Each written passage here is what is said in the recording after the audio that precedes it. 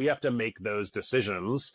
And the quicker we make them, the quicker we move on to the next thing. Being uncomfortable in those moments allows you for those big growth opportunities. So what I would say is, when you feel those moments of questioning yourself, what's the thing that you're not doing, either the things you want to do, or you feel like you're running out of time to do the things you want to do?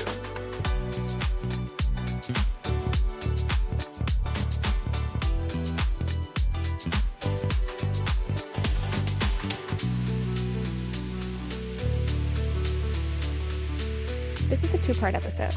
If you want to check out the first part, listen to the previous episode of Time Billionaires. Yeah, we talk about opportunity cost a lot with business, with do I go get an MBA or not? There's an opportunity cost to that. And I think a lot of the personal opportunity costs, same thing with micro moments, are really hard to quantify because it doesn't feel like you're giving up a lot of creative energy to take on more of the laundry, cleaning, cooking, shopping, whatever it is. And realizing that it's not indulgent to outsource grocery delivery, etc., things that don't become richer because you're the one touching them, I think is a really important concept of having the energy for really investing in your micro legacies more thoughtfully. Yeah, absolutely. I think you have to decide what are the priorities to you, and does your situation allow you to prioritize certain things and make decisions within both your professional and personal time as to what you're going to action and what you're not going to action. And so I often try and do this. The expression I use to myself is put the mirror in front of you. And are the decisions that you are making going to reflect what you want to see in the mirror, both from a physical perspective, but also an analogous perspective as well, from an analogy perspective. And I do this to friends as well. Any moment that I start complaining about something, or I hear a complaint from a friend about they're not doing this, or they're not, this isn't happening in their lives, I'm often like, hey, and I do this to myself as well, like, let's put a mirror in front of me, and am I making the decisions? Am I doing the things that actually create the reflection that I'm looking for and the output or look that I'm looking for?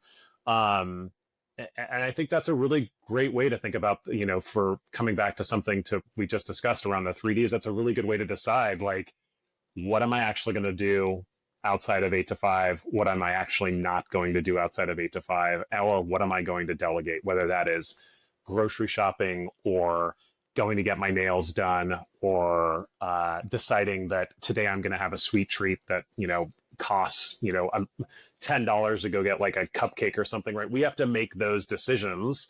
And the quicker we make them, the quicker we move on to the next thing. And I think that time debt can become such a challenge, whether it is, happening in your 8 to 5 or in your, outside in your personal hours and personal life too.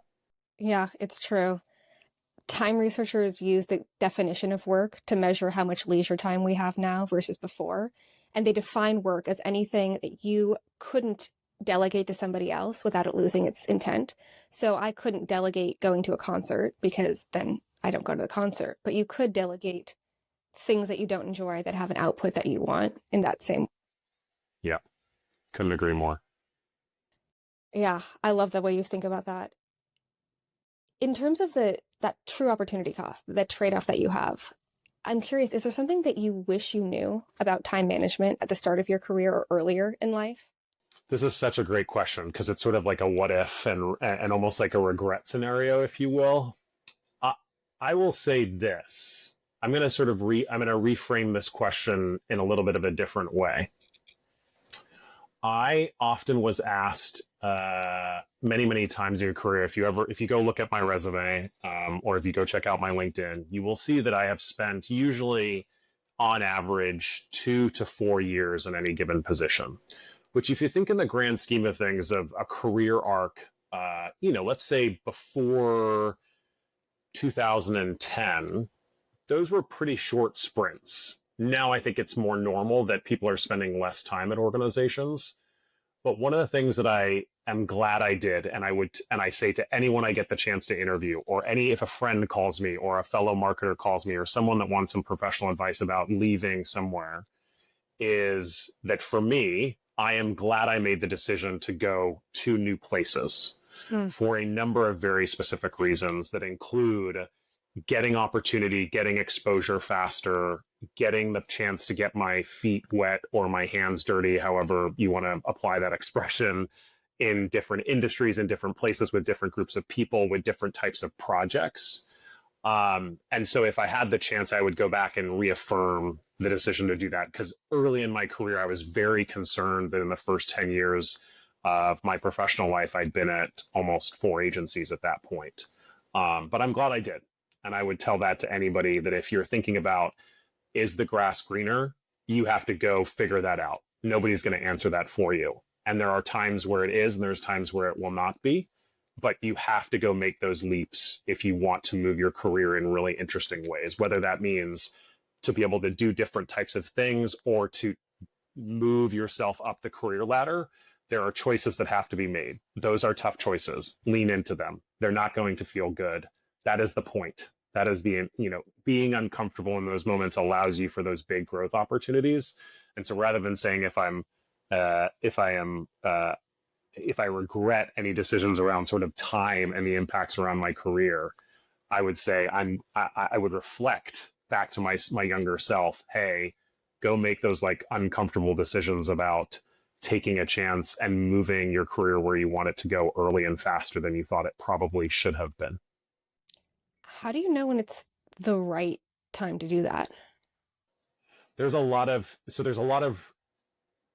probably correct and incorrect answers to this question. I'll tell you the one that I've often fallen back on, and that is, am I sleeping at night? For me, that's my gut. My gut is sleep. I've said to somebody, people have often said, like, just trust your gut instinct. And I'm like, I have stomach ache problems every single day. I don't even know how to trust my gut instinct. So, but what I realized is when I am not sleeping, that's my context, my framework for like, am I in the right place doing the right thing? Is for me, it's sleeping. For other people, it's going to be very different. So what I would say is, when you feel those moments of questioning yourself, what's the thing that, for me, it's what keeps you up at night, right? But there's going to be things that either they are behaviors or nuances. They could be like physical tics or traits that occur when you're not doing either the things you want to do, or you feel like you're running out of time to do the things you want to do. When you start to feel that, it's time to go. It's interesting. Yeah, there's 2 things that stand out to me about that. I have anxiety, so my instincts are often not the thing that you follow, but you gave it a filter. Your advice there actually reminds me of advice I give to people about romantic relationships and partners, and I think it applies to friendships too. Does this person, job, friend, make you the best version of yourself? Because I think the question of do they make you happy is really tough to answer, and a lot of things make you happy some of the time and are not good for you long term. But if this relationship, job, person is stretching you to be the best version of yourself, that's a good fit. Not happy. Yeah, such a good framework to think about it through. Such a good lens.